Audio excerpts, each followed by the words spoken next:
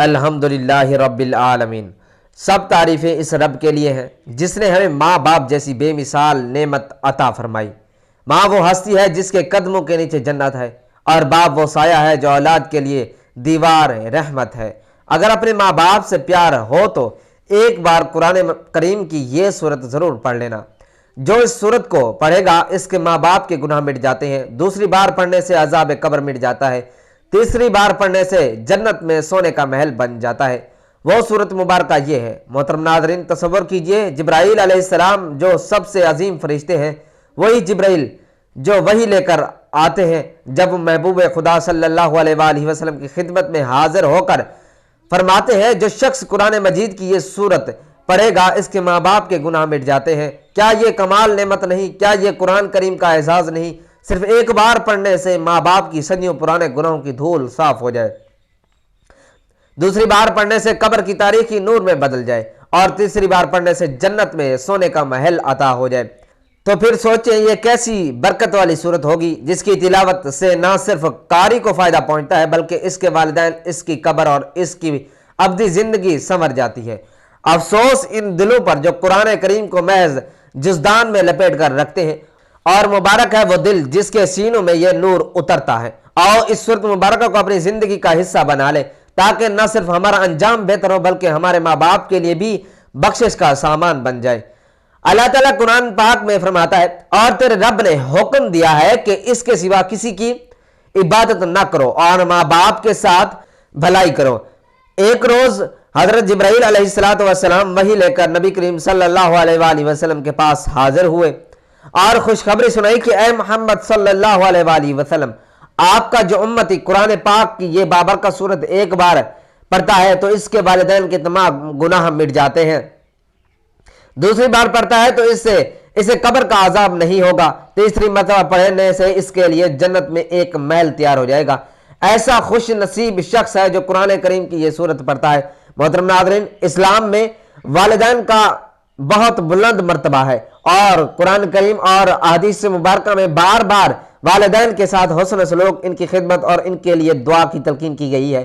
والدین خواہ اس دنیا سے رخصت ہو چکے ہوں یا زندہ ہوں، ان کے لیے دعائے مغفرت کرنا، صدقہ جاریہ اور نیک اعمال کے ذریعے ان کو فائدہ پہنچانا اولاد کی سب سے بڑی ذمہ داری ہے، اور خاص طور پر قرآن کریم کی تلاوت والدین کی مغفرت اور ان کے درجات کی بلندی کا بہترین ذریعہ ہے۔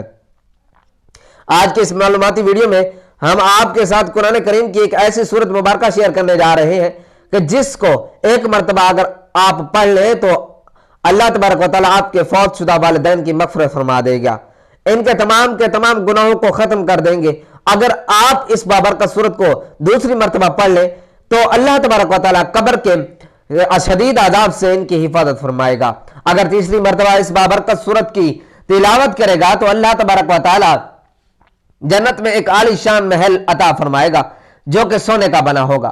تو آپ سے گزارش ہے کہ اس ویڈیو کو آخر تک لازمی دیکھیے گا تاکہ آپ بھی اولاد ہونے کی ذمہ داری کو پورا کر سکیں اور اس صورت کے ذریعے اپنے فوت شدہ والدین کی مغفرت کروا سکیں، انہیں عذاب قبر سے نجات دلوا سکیں اور جنت میں سونے کے محلات کا انہیں حقدار بنوا سکیں۔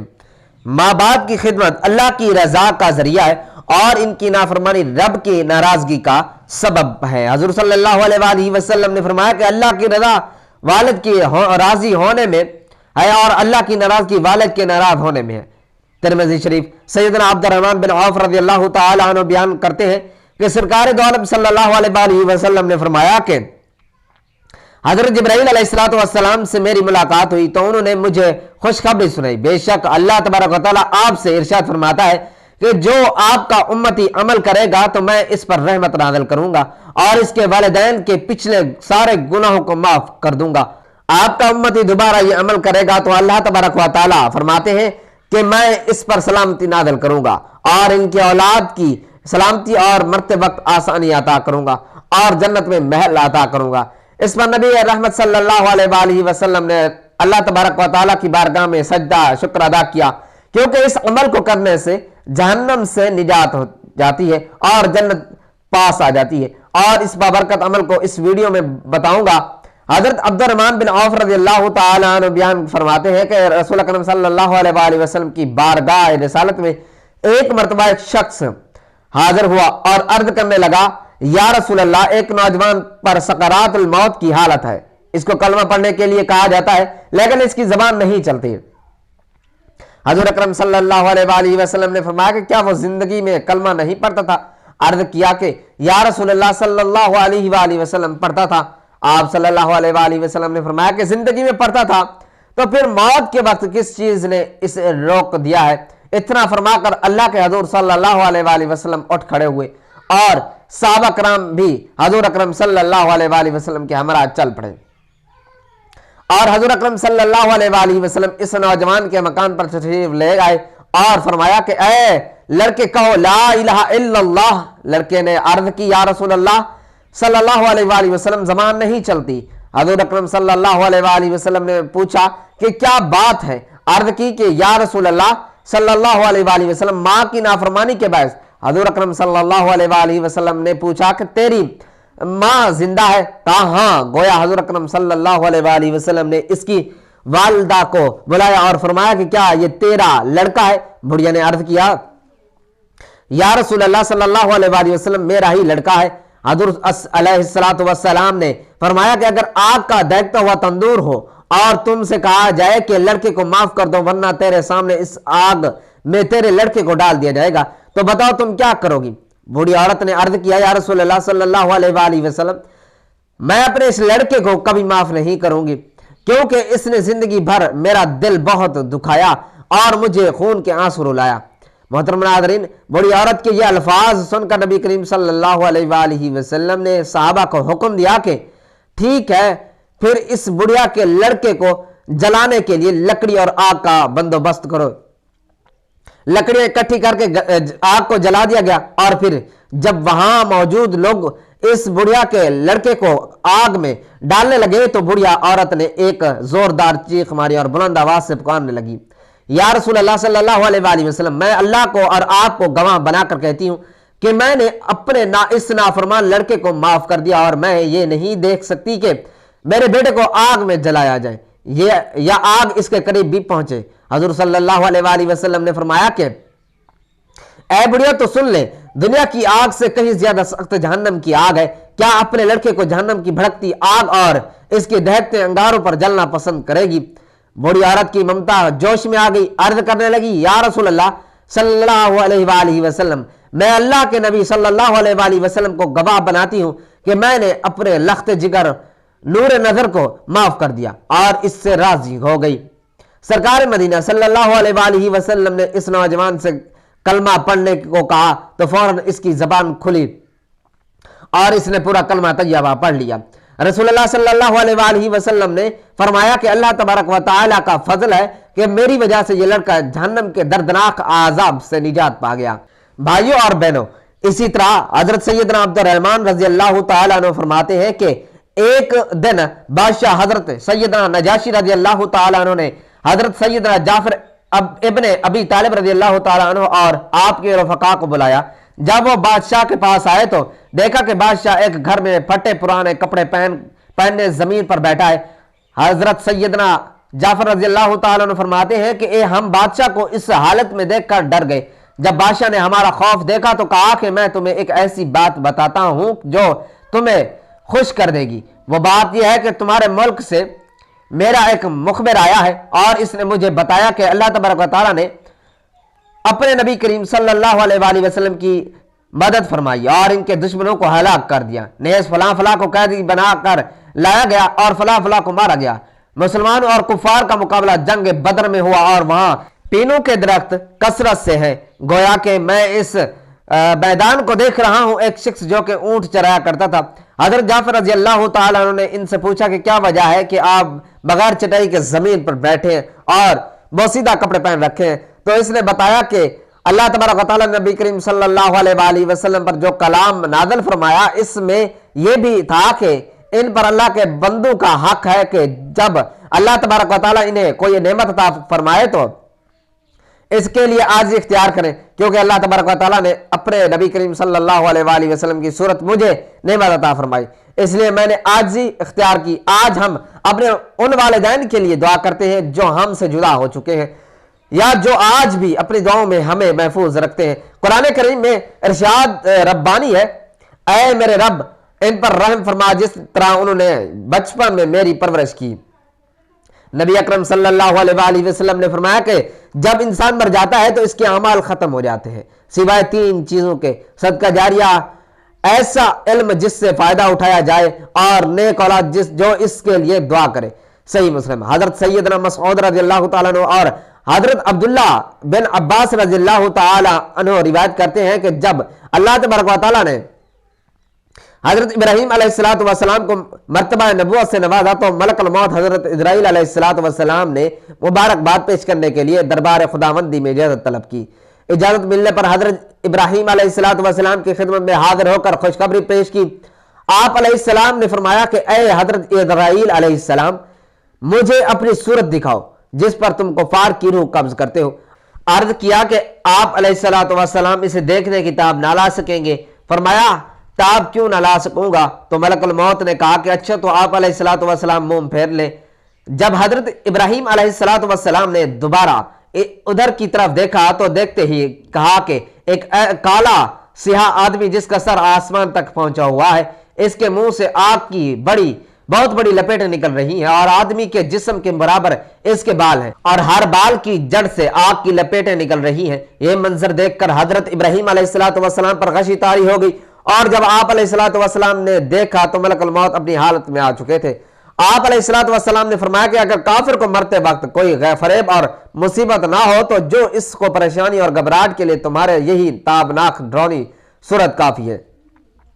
حضرت ابراہیم علیہ السلام نے فرمایا کہ اچھا اپنی صورت دکھاؤ جس میں ایمانداروں کی روح قبض کرتے ہو۔ تو ملک الموت نے کہا کہ آپ علیہ السلام منہ پھیر لیں، اور جب حضرت ابراہیم علیہ السلام نے دوبارہ ان کی طرف دیکھا تو ایک بہت ہی خوبصورت حسین و جمیل نوجوان کی شکل میں آپ کو پایا، اور دیکھا کہ جسم سے خوشبو پھوٹ رہی ہے، عمدہ سفید کپڑے پہنے ہوئے۔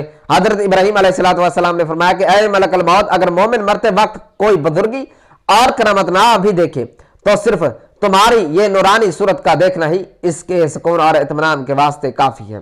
محترم ناظرین، اب آپ کو وہ بابرکت صورت مبارکہ کے بارے میں بتاتے ہیں کہ قرآن کریم کی وہ کون سی صورت مبارکہ ہے جس سے ایک مرتبہ پڑھ لینے سے فوت شدہ والدین کی مغفرت ہو جاتی ہے، دوسری مرتبہ پڑھنے سے عذاب قبر سے اللہ تعالیٰ نجات عطا فرماتا ہے، جبکہ تیسری مرتبہ پڑھ لینے سے اللہ تبارک و تعالیٰ جنت میں سونے کا محل عطا کرتا ہے۔ جو شخص قرآن کریم کی یہ بابرکت صورت مبارکہ پڑھ لیتا ہے تو اس کے ماں باپ کی بخشش اور مغفرت ہو جاتی ہے، اور اس پر اللہ تبارک و تعالیٰ کی رحمتیں اور برکت نازل ہوتی ہیں۔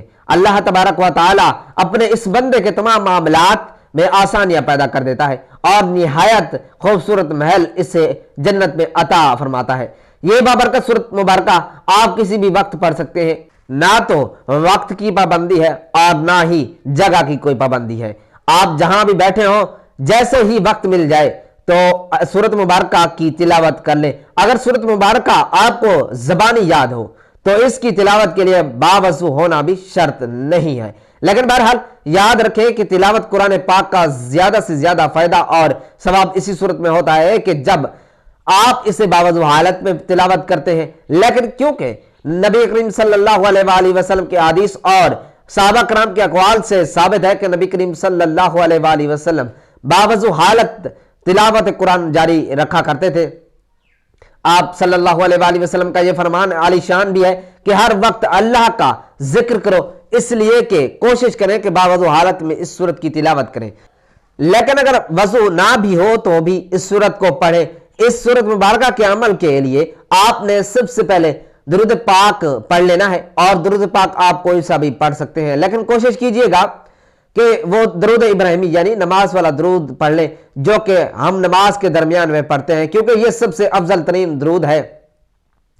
حضرت امام حسن رضی اللہ تعالیٰ عنہ فرماتے ہیں کہ جب بھی آقا دو جہاں صلی اللہ علیہ وآلہ وسلم پر درود پڑھو تو خوش دلی کے ساتھ پڑھو اور خشوع اور خضوع کے ساتھ پڑھو، اس لیے کہ نبی کریم صلی اللہ علیہ وآلہ وسلم خود درود سنتے ہیں، اس لیے جب بھی درود پاک پڑھا جائے تو اسے پرسکون حالت میں پڑھنا چاہیے، خوش دلی کے ساتھ اور محبت کے ساتھ پڑھنا چاہیے۔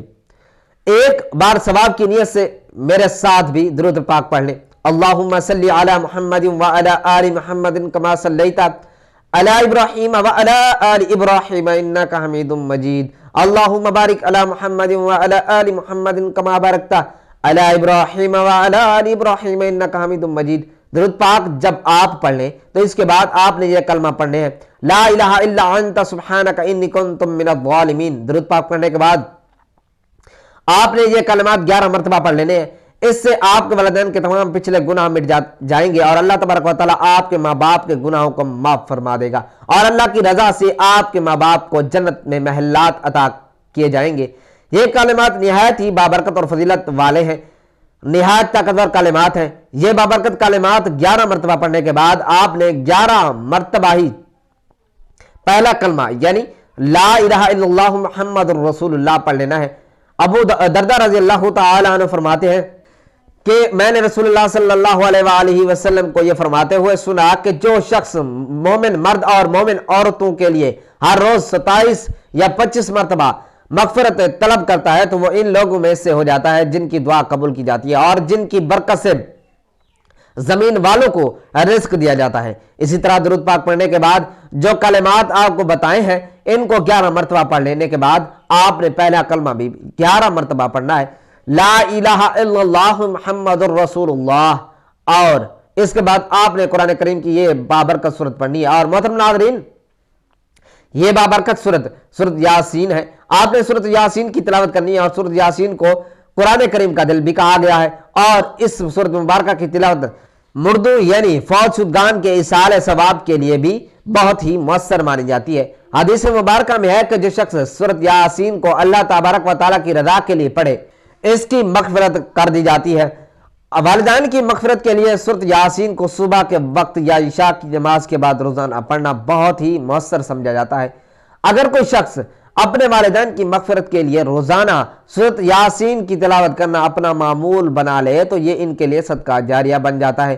تو محترم ناظرین و سامعین، آپ نے اس پورے عمل کو باوضو ہو کر لینا ہے، اور باوضو ہو کر آپ اس عمل کو کسی بھی وقت کر سکتے ہیں، چاہے تو صبح کی نماز کے بعد کر لیں، رات کے وقت کر لیں، یعنی وقت اور جگہ مخصوص نہیں ہے، اور کسی بھی وقت جب آپ کو وقت ملے آپ باوضو ہو کر اس عمل کو اللہ تبارک و تعالیٰ کی رضا کے لیے کر سکتے ہیں۔ قرآن کریم کی سورت مبارکہ کی تلاوت کرنے کے بعد آپ نے والدین کی روح کو ایصال ثواب کر دینا ہے، اور سورت یاسین کو کوشش کرنی ہے کہ آپ نے کم از کم 3 مرتبہ لازمی پڑھنا ہے۔ اگر آپ ایک ہی وقت میں سورت یاسین کو 3 مرتبہ نہیں پڑھ سکتے تو آپ مختلف پہلو میں اس عمل کو کر سکتے ہیں، یعنی آپ چاہیں 1 مرتبہ صبح کے وقت درود پاک پڑھ کر 11 مرتبہ جو کلمات آپ کو بتائے ہیں وہ پڑھ لیں، پھر 11 مرتبہ پہلا کلمہ پڑھ لیں، اور پھر اس کے بعد 1 مرتبہ سورت یاسین کی تلاوت کر لیں۔ اسی طرح آپ اس عمل کو دن میں 3 مرتبہ پڑھ لیں۔ اسی طرح سے آپ 3 مرتبہ سورت یاسین مکمل کر لیں گے۔ قرآن پاک کی تلاوت والدین کے لیے بہترین تحفہ ہے، یہ ان کے لیے نور، مغفرت اور بلند درجات کا ذریعہ ہے۔ جو اولاد اپنے والدین کے لیے قرآن کریم پڑھتی ہے تو اللہ تبارک و تعالیٰ ان پر بھی اپنا خاص کرم و فضل نازل فرماتا ہے۔ اللہ تبارک و تعالیٰ ان پر اپنی ڈھیر رحمت نازل فرماتا ہے۔